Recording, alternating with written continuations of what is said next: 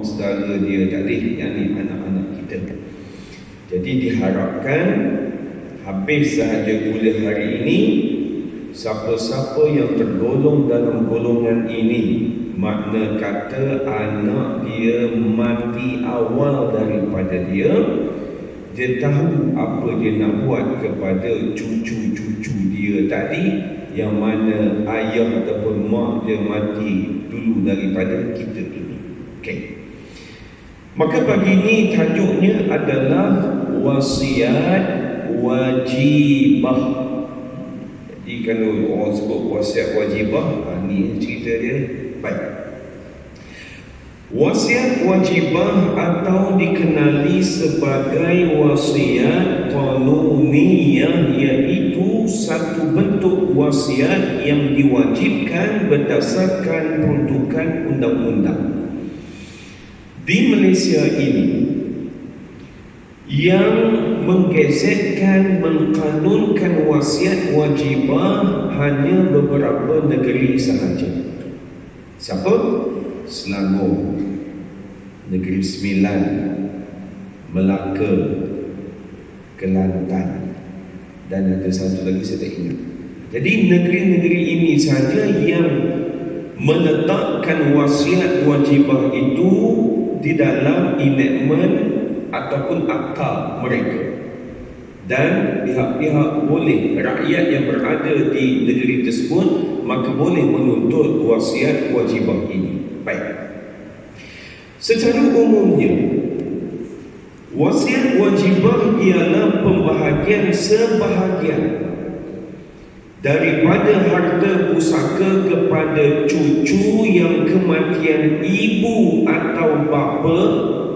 Cucu ni tadi mak ayah mati sebelum datuk atau nenek atau mereka ini mati serentak.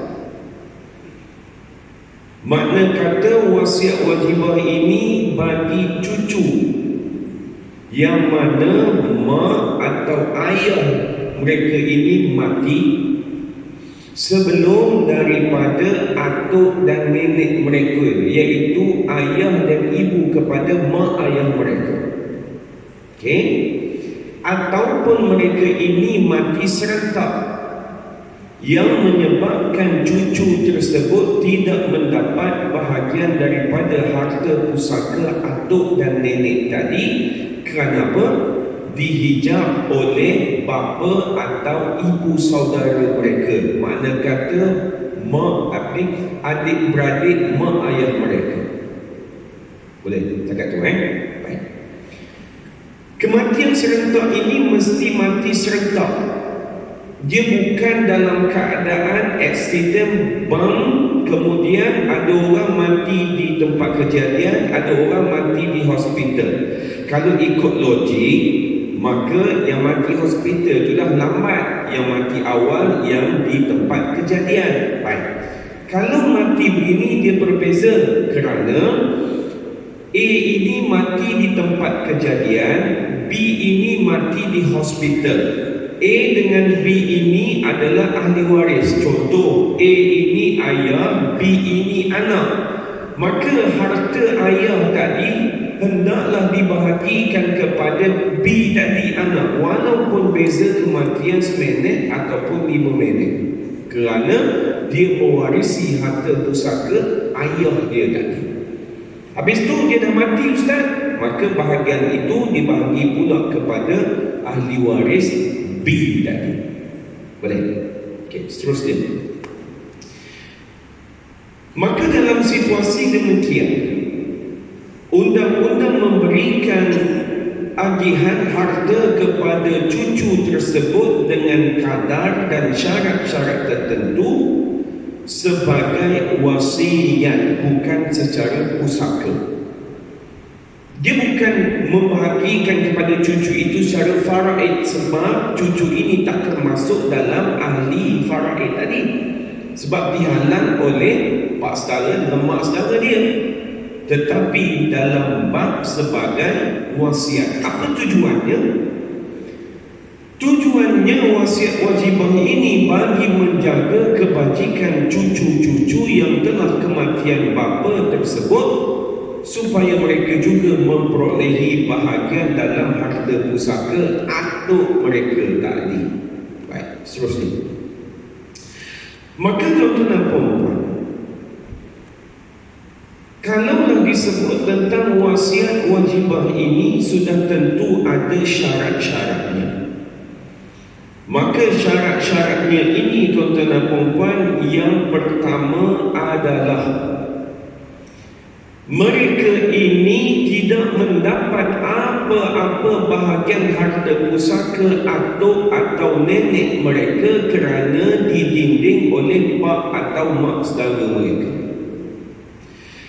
Jika sekiranya mereka berhak ke atas harta pusaka, sama ada secara fardu, ada juga dalam kes faraid cucu tak dimewarisi sebab tidak dihalang oleh ahli waris yang lain, maka wasiat wajibah tidak berlaku. Makna kata syarat yang pertama ini, dia tak dapat apa-apa bahagian daripada atuk atau nenek dia. Kalau dia dapat ini kenapa? Dapat ini kerana dia merupakan ahli waris. Kadang-kadang ada juga cucu yang dapat disebabkan tak ada ahli waris yang menghalang dia. Contoh, apa dia? Yang menghalangnya pak saudara dengan mak saudara tadi. Ada juga yang mana perkiraannya cucu tak didapat. Maka kalau cucu itu dapat faraid, maka dia tidak layak lagi mendapat wasiat wajibah. Yang kedua, si mati iaitu atuk atau nenek tadi tidak memberikan harta, alihkan kenderaan sebab lembu korban itu kan nanti kereta nanti terkorban. Baik, kejut apa dia? Okey, balik lagi nombor 2. Atuk atau nenek tadi dia tak berikan hartanya kepada cucu tadi secara percuma. Makna kata dia tak melalui hibah, dia tak melalui wakaf, dia tak melalui hadiah, atau dia juga tidak melalui wasiat atau sebagainya. Jika si mati telah memberikan kepada mereka hartanya yang menyamai kadar wasiat wajibah, maka tidak lagi berhak ke atas harta pusaka tersebut. Tapi kalau orang yang dia belajar maknanya dia tahu dah anak dia mati awal lagi ni, maka dia kata cucu ni tak akan mewarisi harta aku, maka awal-awal lagi dia dah berikan kepada cucu itu. Ni orang yang bijak. Dia beri pada cucu tadi hibah ke, wasiat ke, wakaf ke, hadiah ke, maka cucu itu tidak lagi layak mendapat wasiat wajibah. Okey. Kemudian, sebab wasiat wajibah ini dia ada kadar dia ada maksimum dia di mana. Andai katalah si atuk atau nenek tadi dia beri dah kepada cucu tadi, kemudian bila mana dia mati, perkiraan yang cucu itu dapat tidak menyamai kadar wasiat wajibah, maka kena top up untuk kenapkan kadar itu. Jadi nombor 2 ini, ada orang yang mana dia belajar, dia tahu dah cucu dia ni tak akan mewarisi harta pusaka dia, andai mana dia mati kelak, maka awal-awal lagi dia bagi. Ini bagus. Okey. Kemudian yang ketiga, hendaklah ibu atau bapa mereka meninggal dahulu sebelum kematian datuk atau neneknya, atau mereka mati serentak dengannya seperti tenggelam di laut, terbakar dan sebagainya.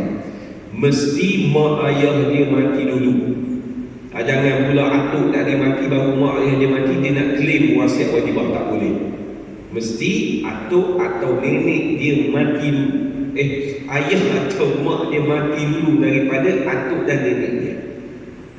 Ada tak dia macam ni? Ada tak ada kan? Dalam masjid ini pun mesti ada punya lah. Mana kata anak dia mati dulu daripada dia. Dia tu siapa? Atuk atau nenek kepada cucu itu. Dan yang keempat, wasiat wajibah hendaklah tidak melebihi 1/3 daripada keseluruhan harta pusaka si mati. Makna kata bahagian untuk cucu ini adalah 1/3. 1/3 daripada mana? Keseluruhan harta si mati. Kadang-kadang sebut tentang keseluruhan harta si mati, orang tak faham. Minta maaf cakap, tuan-tuan, ada di kalangan kita yang buat begini. Suami mati, maka dia pergi buka almari tadi, dia ambil pakaian suami dia, jubah, kopiah, seluar, sampai apa semua, dia bubuh dalam satu plastik. Maka dia ambil pakaian-pakaian dalam plastik tadi, dia pergi hantar ke rumah anak yatim, dia pergi hantar ke masjid, ikutlah mana-mana yang dia nak hantar. Adakah boleh tindakan ini? Jawapannya tidak boleh. Kenapa Ustaz? Itu isteri dia, biarlah sekurang-kurangnya ada manfaat kepada arwah suaminya. Ini bukan soal manfaat ataupun tidak. Dia nak bagi boleh, dengan syarat dia tanya dulu kepada ahli waris yang lain. Sebab bila mana kita meninggal inqata'a, maka terputus semuanya. Bukan sekadar amalan, segala benda yang kita miliki di dunia ini, maka bukan lagi jadi miliknya. Sebagai contoh, pagi ini saya pakai kopiah, ada jam, ada cincin, ada jubah, ada seluar. Maka seluar, jubah, jam, kopiah saya ini termasuk dalam harta pusaka yang saya tinggalkan. Maka yang saya sebutkan tadi milik siapa bila mana saya mati? Milik ahli waris saya. Jadi perlulah isteri saya tadi tanya dulu pada mak, ayah, anak-anak saya, bagaimana tentang pakaian ini? Nak bagi sama rata, nak bagi ikut faraid, ataupun nak jual, bahagi duit, ataupun nak letak di mana-mana rumah anak yatim dan sebagainya. Kalau semua setuju dengan mana-mana cadangan itu, maka baru boleh bertindak. Bukan bertindak ikut kepala otak sendiri.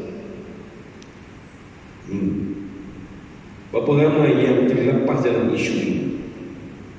Ini baru isu kecil. Isu besar, dia ambil harta pusaka arwah isteri dia, barangkali barang kemas, maka dia beri pada anak-anak yang mana dah berkahwin. Yang tak berkahwin, dia tak bagi. Betul tak tindakan ini? Salah kerana telah mengambil hak orang lain. Walaupun dia kata yang mati bini aku, anak-anak aku mesti setuju ke tak? Mana boleh jawab gitu? Sebab mesti tanya dulu, setuju ataupun tidak. Tuan-tuan dan puan-puan yang dirahmati Allah sekalian, siapa yang kenal perangai ahli keluarga kita? Saya tak. Saya kenal ahli keluarga saya. Puan-puan kenal ahli keluarga tuan-tuan dan puan-puan. Sebab itu kadang-kadang ada jemaah request. Dia kata, Ustaz, family besar saya bergaduh lah tentang harta pusaka ni. Ustaz boleh tak terang dekat ahli keluarga saya? Saya kata, terang kat mana? Terang kat rumah, dia orang kena apa yang Ustaz terang. Saya kata, dengan Tuan Haji pun dah bergaduh, apatah lagi saya orang lagi bergaduh. Susah tuan-tuan dan puan-puan. Tak payah cakap panjang lah tuan-tuan dan puan-puan. Sahabat saya sama-sama dalam bidang kerjaya macam saya, mak dia meninggal. Maka mak tadi meninggal, anak 4 orang, suami. Bila mana mak meninggalkan duit 80,000 dalam akaun simpanan, tabung haji, kemudian tanah. Maka si ayah pada sahabat saya tadi, dia cakap, duit mak kau 80,000 tu aku nak tau. Ayah umur berapa? 74, bekas askar. Maka saya kata pada dia, cakap lah, mana boleh bagi macam tu. Tak lepas Hasan aku nak cakap dengan dia. Ni, ustaz ni nak cakap dengan ayah sendiri. Ustaz nak cakap dengan ayah pun tak lepas. Maka ayah kata 80,000 ambil, tanah ada 3, rumah yang aku duduk sekarang 3 ni beri pada abang kakak kau, rumah ni kau ambil. Dia cakap pada kawan saya, rumah ni kau ambil. Maka lepas 7 bulan, ayah dia pun kahwin baru lah. Maka lepas kahwin dengan makcik tadi, maka ayah pula kata pada sahabat saya, dia kata rumah ni beri pada makcik kau lah pula dah. Hari tu kata nak bagi kat dia. Maka kawan saya kata, beginilah ayah, saya melepaskan hak-hak saya dalam apa-apa harta yang ditinggalkan oleh mak. Ayah pun kata, boleh juga gitu. Kau pun belajar agama kan, kau tahu kan mana yang tak. Masalahnya kawan saya sekarang ni tengah risau. Dia kata, kalau aku mati dulu daripada ayah aku, apa nasib isteri dan anak-anak aku? Kenapa? Kalau dia mati, ayah dia akan warisi harta pusaka dia. Dia kata, kalau nak ambil duit tak ada masalah, tapi rumah ni aku tak nak ayah aku ambil. Kalau dia dengan ayah dia pun tak lepas, apatah lagi isteri dan cucu tadi nak menghadap ayah. Sebab itu tuan-tuan dan puan, saya minta maaf cakap, tuan-tuan haji, ilmu ini bukan dikira pada umur ya. Jangan ingat umur 70, 60 ilmu banyak, belum tentu tuan-tuan dan puan. Sebab itu bila umur makin meningkat, kena belajar. Hari ini kita belajar tentang pengurusan harta pusaka. Maghrib nanti barangkali tentang akidah. Subuh besok barangkali tentang tasawuf. Maka belajar. Bila belajar, dia akan rasa satu perasaan, iaitu kita makin tunduk kepada Allah Ta'ala. Walaupun apa benda perintah yang telah ada itu macam tak kena dengan jiwa, maka kita akan ikut pada perintah. Tapi kalau kita tidak berilmu, maka kita akan membahagikan harta pusaka confirm, iaitu berdasarkan kepada nafsu dan logik akal kita. Maka tindakan yang saya katakan tadi tuan-tuan, ini bukan tindakan yang halus, ini tindakan yang haram dan berdosa. Tak kira lah ayah dengan anak ke. Jadi perkara-perkara ini tuan-tuan, kadang-kadang menakutkan. Tapi minggu lepas tuan-tuan dan puan, saya sangat seronok. Kenapa? Ada seorang jemaah telefon saya. Selalu jemaah telefon nak tanya soalan. Tak, kali ini bukan dia tanya soalan, dia nak mengesahkan jawapan yang diberikan kepada sahabat dia, hasil daripada dia dengar ceramah saya. Oh, seronok. Dia kata, ustaz, betul tak saya terang pada sahabat saya ini? Sahabat saya ini dia berhutang dengan adik bongsunya 2,500. Maka ditakdirkan Allah Ta'ala, maka adik bongsunya tadi meninggal. Belum sempat dia membayar 2,500. Maka dia tanya saya soalan. Dia kata, 2,500 yang aku hutang adik bongsu aku ini, boleh ke tidak aku pergi hantar ke masjid rumah anak yatim, sekurang-kurangnya memberi manfaat kepada si mati? Maka jemaah tadi jawab, tak boleh. Steady, tuan-tuan. Maka kawannya tanya, kenapa tak boleh? Yang aku belajar, 2,500 itu bukan hak masjid, hak rumah anak yatim. 2,500 itu adalah hak ahli waris. Habis tu nak buat apa dengan 2,500? Kau kena kumpulkan ahli waris yang ada, si mati tadi, maka bahagi mengikut faraid. Walaupun amountnya 2,500. Okay. Maka kawannya tanya, ahli waris siapa? Maka dia buat siasatan. Mak ayah ada lagi? Tak ada. Si mati ada berapa orang adik-beradik? Termasuk dengan dia 8. Ada lelaki, ada perempuan. Maka itu sahaja ahli waris dia. Maka sahabat dia tanya, termasuk dengan si mati 8, si mati meninggal tinggal 7, tetapi ada kakak dia meninggal juga. Maka jemaah tanya, kakak dia tadi meninggal sebelum dia ke selepas dia? Sebab kalau meninggal sebelum dia, maka tak layak dapat 2,500 itu. Tapi kalau meninggal selepas dia, maka layak mendapat 2,500 itu. Maka sahabat dia jawab, meninggal sebelum, maka tak perlu diberikan kepada si mati itu, kepada ahli waris dia. Tengok, siasatan demi siasatan dia buat sebab dia dapat.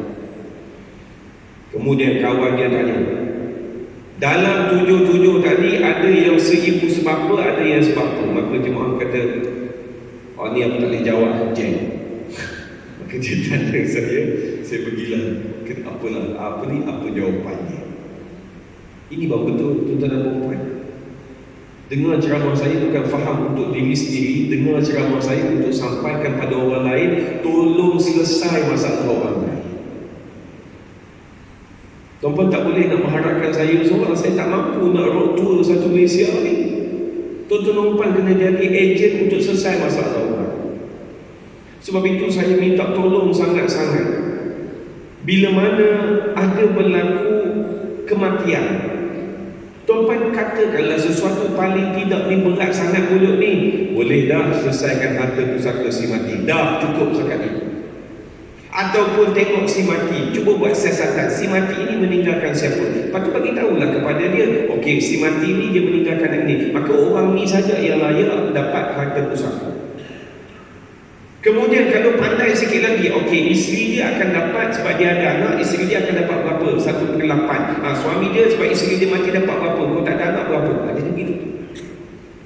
Supaya masyarakat kita jadi peka dan bertambah ilmunya, supaya tidak berlaku mengambil hak orang lain. Dia akan mengambil hak orang lain itu tuan-tuan bermula saat kematian. Dia mati saja pukul 8 pagi ini. Apa benda duit yang datang? Tuan-tuan jangan buat memandai-mandai ya. Dia mati pukul 8. Orang datang ziarah, orang bagi duit tadi tuan-tuan bagi faraid pula. Siapa aja? Duit yang datang itu timbul selepas dia mati. Yang dibagikan faraid apa dia? Harta yang dia miliki waktu dia hidup dulu sehingga dia mati. Cukup setakat dia mati, jam berapa dia mati, maka apa benda harta yang dihasilkan sebelum itu, maka itu faraid. Sebab kadang-kadang ada juga yang mana orang derma tadi, orang bagi hadiah lepas pada dia mati, maka dia bagi pula faraid. Itu. Kemudian khairat kematian pun sama juga. Khairat kematian sebagai contoh, selesai dah 1,500, baki ada 1,500, nak pergi ke mana duit tadi? Lepas tu kena diperhalusi satu persatu, sebab dia melibatkan hak orang. Jadi bagaimana nak tahu pembahagian? Jawapannya belajar. Tu cerita dia, kan? Tu je jalan dia, tak ada jalan lain lah tuan-tuan dan puan-puan. Tapi kalau dah faham, sebab benda ini dia tak boleh reka-reka ya. Dia bukan eloknya bukan itu. Dia kalau A, kalau B. Dia tak boleh kita memandai-mandai. Baik, seterusnya. Maka pelaksanaan wasiat wajibah ini bagaimana nak buat tuan-tuan dan puan-puan? Jawapannya, cucu itu hendaklah menuntut di mahkamah syariah. Tapi saya mahu terfikir satu benda. Bila mana cucu itu menuntut di mahkamah, dia akan jadi pihak plaintiff ataupun pemohon. Maka defendant ataupun responden itu adalah pak-pak saudara dan mak-mak saudara dia. Saya mahu risau kalau pak-pak saudara dan mak-mak saudara itu tidak berilmu. Apa jadi dengan cucu itu? Jawapannya akan dimaki, akan dikutuk, akan dicerca, akan dituduh macam-macam. Sama juga bagi bila mana kes yang melibatkan suami meninggal. Suami dan isteri kahwin tak ada anak, isteri akan dapat 1/4. Maka lebihan itu kebarangkalian akan dapat kepada adik-beradik kalau mak ayah suami dah tak ada. Sebagai contoh, suami hanya meninggalkan sebiji rumah, maka kalau ambil 1/4 berapa sangat daripada rumah itu, last sekali kena jual. Maka isteri itu menuntut harta pencarian sebelum dibahagikan faraid. Banyak yang berlaku, abang ipar, kakak ipar maki adik ipar tadi. Dia jawab apa? Dia kata apa? Dia kata, kau nak apa lagi? Faraid sudahlah, harta pencarian apa dia? Tamak lah kau ni. Ulang, dia guna ayat itu. Ini bukan tamak, tuan-tuan. Tamak kita mengambil hak orang. Yang dia tuntut itu adalah hak dia. Kenapa marah? Kita marah sebab kita tahu dah kalau dia dapat harta pencarian, maka amount yang bakal kita dapat faraid tadi akan rendah. Tidak mana sebelum kalau tidak dituntut harta pencarian. Kita nampak waktu. Sama juga bagi kes yang mana ada anak lelaki dan anak perempuan. Anak lelaki dua bahagian. Sebagai contoh, anak lelaki dapat 10,000, anak perempuan dapat 5,000. Itu pun bergaduh. Dia kata, kenapa pula yang lelaki dapat 2 yang jaga ayah? Ni aku, bukan dia. Ini cara bercakap orang yang tidak berilmu. Kenapa? Sebab dia memikirkan yang membalas jasa jaga mak ayah ni adalah duit tadi, bukan Allah Ta'ala. Sebab itu kita kena belajar. Harta faraid bukan harta untuk mengkayakan tuan-tuan haji maupun haji. Harta faraid adalah merupakan tanggungjawab. Kalau nak kaya, bagaimana nak buat? Usaha sendiri, bukan dengan ambil harta-harta begini. Sebab itu mengambil harta pusaka ini, tuan-tuan dan puan-puan, bukan ambil buku begini. Makna kata ambil, tengok dulu orang di sekeliling. Sebab ada hukum yang berkaitan dengan itu. Tak payah pergi jauh lah tuan-tuan dan puan-puan. Ditakdirkan Allah Ta'ala, saya meninggal dunia, saya meninggalkan anak 3 orang, meninggalkan isteri seorang. Kebetulan saya katakan isteri saya tidak bekerja. Maka bila mana saya meninggal, siapakah yang wajib memberikan nafkah kepada isteri saya? Jawabnya adalah ayah dia. Ayah dia pencen, Ustaz, tak mampu, maka berpindah kepada adik-beradik lelaki dia. Selesai bab ini. Anak saya ni pula, siapa dia yang wajib memberikan nafkah? Jawabnya ayah saya. Ayah saya tinggal dah sebagai contoh, maka berpindah kepada bapa saudara dia, iaitu adik-beradik lelaki saya.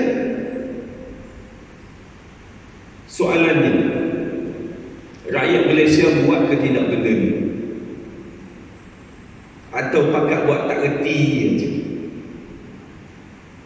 Ataupun setiap kali raya, besar dah anak saudara pakcik dah jauh apa sekarang? Sedap kali nafkah tak beri bulan-bulan. Tak betul cara jawapan. Jawapannya berdosa. Tu je jawabnya. Kenapa tak nampak benda ini? Sebab tadi, sebab tak belajar. Duk serabut tentang benda lain. Jadi, pemahaman tuan-tuan dan puan-puan, bila mana tentang wasiat wajibah ini, jawabnya adalah hak kepada cucu itu untuk dia dapat. Jadi cara molek dia tak payah dia tuntut. Kita awal-awal lagi beri pada dia. Itu cerita dia. Kita ni ahli waris kepada ayah kita. Kita ni siapa dengan ayah kita? Anak kita. Rupa-rupanya abang kita mati awal daripada ayah kita. Maka tengok dia ada cucu, dia ada anak ke tidak? Ada. Siapa anak dia tu cucu pada ayah kita? Ayah kita baru mati semalam. Maka ambil 1/3 daripada harta ayah kita, beri kepada dia. Selesai. Dia ada 5 beradik, Ustaz, cucu tadi. 1/3 tadi sebagai contoh 30,000. Anak lelaki ada 2, anak perempuan ada 3. Contoh, maka yang lelaki 2 bahagian, yang perempuan 1 bahagian. Sama juga dengan faraid, dia punya pembahagian. Bukan 1/3, 1/3, 1/3. 1/3 tadi untuk bahagian mereka semua. Kalau lelaki, bahagi sama rata. Kalau ada lelaki ada perempuan, maka yang lelaki 2 bahagian, yang perempuan 1 bahagian. Itu cerita dia. Tanyalah dulu, atuk dulu sebelum mati ada bagi tak dekat awak apa-apa harta? Oh, tak ada pun bagi. Ada. Okey, apa hartanya? Dia pun cakap duit cash. Okey, cuba hitung kira semua sekali yang atuk bagi tadi ni sama tak dengan 1/3 tadi? Kuranglah Ustaz 1/6 sebagai contoh. Maka genapkan jadi 1/3. Tu jawapannya. Sebab kalau tuan-tuan tanya saya di mahkamah saya di Negeri Sembilan, nak jumpa kes wasiat wajibah dalam 1 tahun sangat susah. Saya tak tahu orang tahu ataupun tidak, ataupun dia malas nak minta sebab isu bergaduh dan sebagainya. Sebab dia kena mohon. Kalau di mahkamah mesti mohon, baru mahkamah keluarkan perintah. Siapa yang mohon, tak itulah. Tapi bagaimana dia nak mohon? Sebab dia bukan boleh mohon seorang-seorang. Dia akan berhadapan dengan pak-pak saudara dengan mak-mak saudara. Mak-mak saudara, pak-pak saudara akan dimasukkan dalam permohonan itu. Nama-nama dinamakan, maka akan dipanggil. Saya takut bimbang di situ. Ataupun dia dah bahagi, dah faraid sampai tak fikir tentang itu. Yalah, budak tu baru umur 7 tahun. Mana dia nak tahu tentang wasiat wajibah? Pak-pak saudara tahu, tapi tak bagi tahu. Itu pun satu hal juga. Jadi, untuk menyelamatkan keadaan ini, saya minta tolong sangat-sangat pada tuan-tuan haji, puan-puan haji yang ada dalam masjid ini, ataupun saudara-saudara kita yang tergolong dalam golongan ini, anak dia mati awal daripada dia, tak payah tunggu pembahagian di mahkamah, bahagi terus waktu kita hidup. Ni, kita hidup lagi ni, beri siap-siap kepada cucu tadi, bahagi kepada mereka. Mana kata kita dah set dah. Andai kata kalau aku mati kelak, dia dah tak gaduh dah nak tuntut wasiat wajib apa. Ataupun maklum terus pada anak-anak yang lain, aku dah beri dah pada cucu aku ini kerana aku dah belajar. Wasiat wajibah ini adalah hak mereka. Maka bila mana aku mati kelak, dah tak payahlah timbul isu ini kerana aku dah bagi awal-awal lagi. Boleh tuan-tuan dan puan? Sebab kadang-kadang kita terlepas dalam isu ini. Sebenarnya saya akan dapat poin-poin ini bila orang tanya soalan. Kadang-kadang tak terfikir untuk tanya betul-betul. Kadang-kadang dalam isu masyarakat kita, ada orang yang mana dia bercerai. Dia bercerai dulu, dia ada anak. Kemudian dia kahwin dengan yang baru. Kebanyakannya jenis kahwin yang baru, dia tinggal yang lama. Dia bukan tinggal isteri itu saja, tinggal sekali dengan anak-anak. Kemudian bila kahwin baru ni, dia ada isteri dan anak yang baru tadi ni, maka dia tak cerita pula pada isteri dan anak-anak yang baru tentang di manakah keberadaan anak dia dengan isteri pertama dulu. Nama pun tak tahu, nombor telefon pun tak ada. Baik, tuan-tuan jangan ingat benda ini best. Sebab benda ini sebenarnya akan memudaratkan dan menyusahkan orang yang hidup selepas kita mati.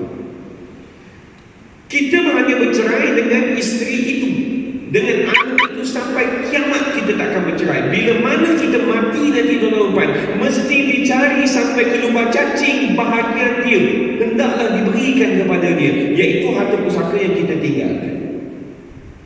Berapa ramai tuan-tuan dan puan yang berlaku dalam keadaan ini, anak dengan isteri baru jadi susah nak dicari sebab tak ada maklumat, tak diberitahu, bergaduh betul-betul sampai tak jumpa.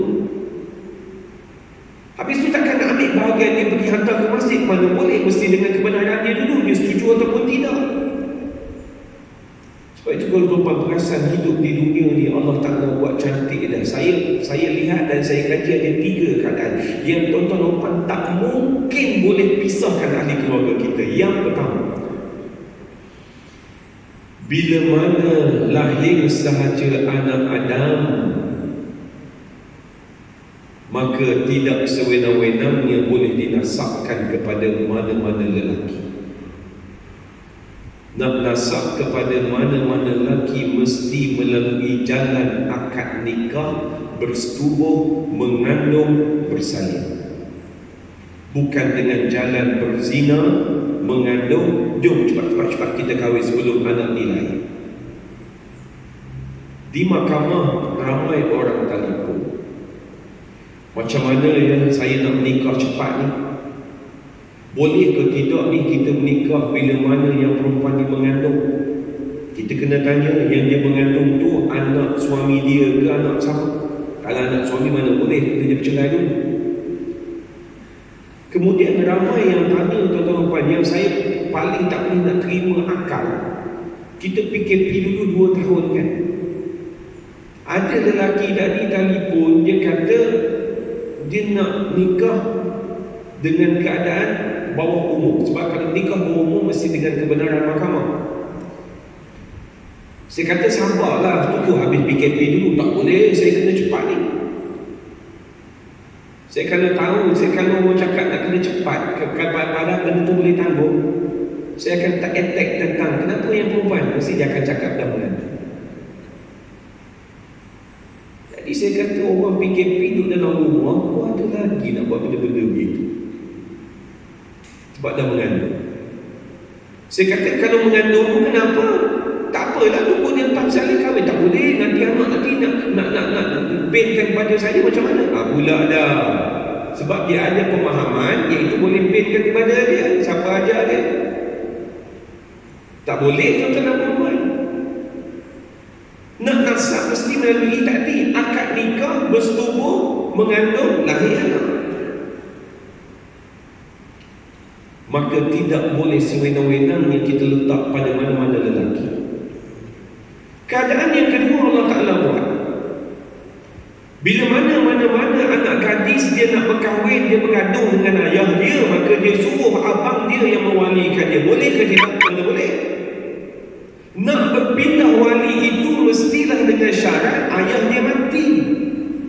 Nak berpindah wali itu mestilah dengan syarat ayah dia ini diisytihar sebagai fasik oleh mahkamah. Kalau ayah dia tak setuju, maka dia kena failkan permohonan wali enggan.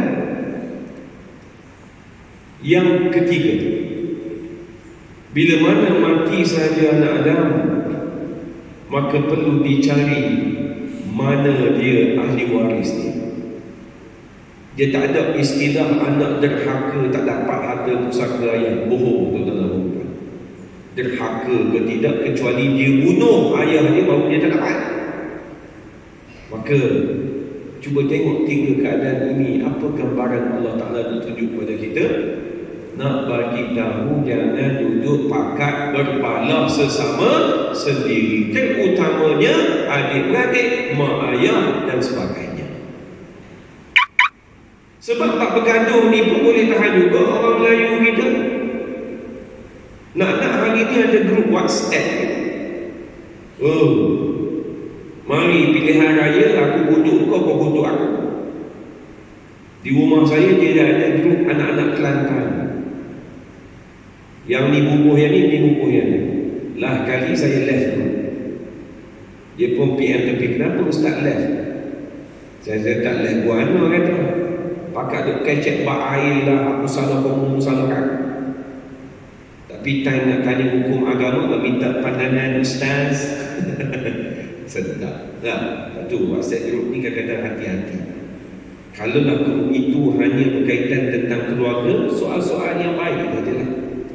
Sebab bukan semua orang boleh terima kan pandangan kita. Macam datang ke masjid, ke masing-masing bawa bendera masing-masing. Ada pakat yang bendera ni ada. Tak. Tinggal datang sujud kepada Allah Subhanahu wa Ta'ala. Kadang-kadang bila mana kita sujudkan tu perasan ke dia? Kita samakan kepala kita dengan kaki kita. Betul? Ni tempat paling mulia pada kita ni. Kalau orang tepuk pada kita, kita marah kan? Kaki kita apa benda kita tak pijak. Waktu kita sujud kita sebut apa? Subhana rabbiyal a'la wa bihamdi. Apa maknanya? Maha suci-Mu ya Allah yang paling tinggi. Waktu kita letak kepala dan kaki sama level dan ini, kita sebut perkataan tu, Maha suci-Mu ya Allah yang paling tinggi. Betul. Tahap paling maksimum pengabdian kepada Allah Subhanahu wa Ta'ala. Sama juga dengan ibadah korban ni, kita nak sembelih lembu. Ada orang dia kata, saya tak boleh Ustaz jadi berdebar tengok nak sembelih lembu, jadi kesian. Mana boleh sebut itu? Kenapa kita buat ini? Kenapa? Sebab Allah Ta'ala suruh. Maka tiada lagi persoalan kesian, mesti buat. Itu Nabi Ibrahim lagi turut lagi kan. Jadi pengabdian itu maksimumnya jawapan kita. Kenapa ni boleh lembu malam-malam ni? Allah Ta'ala suruh, maka aku buat. Jadi sekadar itu saja tuan-tuan dan puan. Selesai pagi ini berkaitan dengan wasiat wajib.